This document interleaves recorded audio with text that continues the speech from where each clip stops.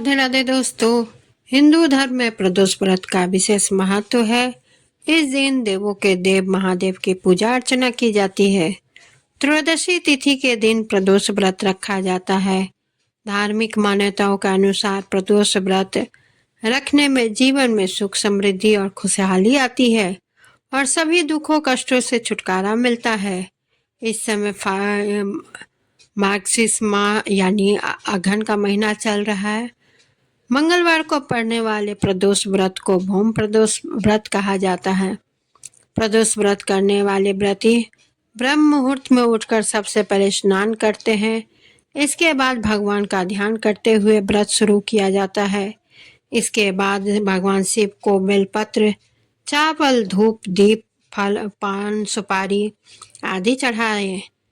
दिन भर भगवान शिव के मंत्रों का जाप किया जाता है। प्रदोष व्रत के दिन व्रत कथा का पाठ भी अवश्य करें। प्रदोष व्रत कथा का पाठ। एक नगर में एक वृद्धा रहती थी। उसका एक ही पुत्र था। वृद्धा के हनुमान जी पर गहरी आस्था थी। वह प्रत्येक मंगलवार को नियम पूर्वक व्रत रखकर हनुमान जी की आराधना किया करती थी।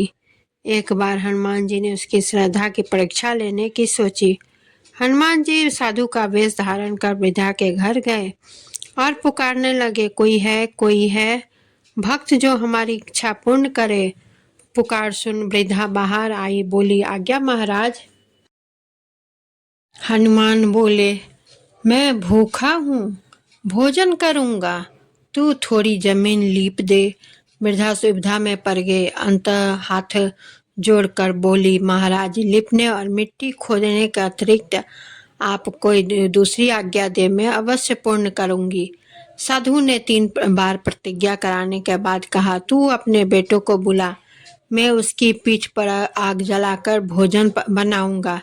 यह सुनकर वृद्धा घबरा गई, परंतु वह प्रतिज्ञाबद्ध थी।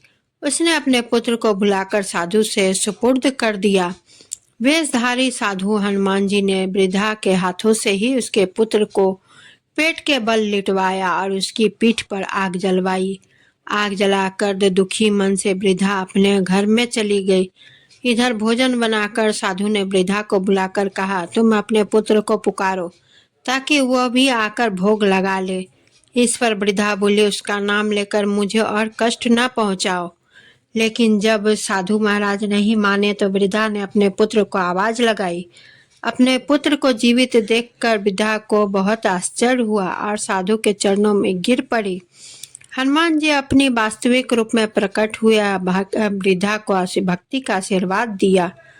दोस्तों, यह भौम प्रदोष है जो बजरंगबली को समर्पित होता है। यह वीडियो आप सभी को कैसा लगा कमेंट जरूर करें, लाइक और शेयर जरूर करें और चैनल को सब्सक्राइब करना बिल्कुल ना भूलें।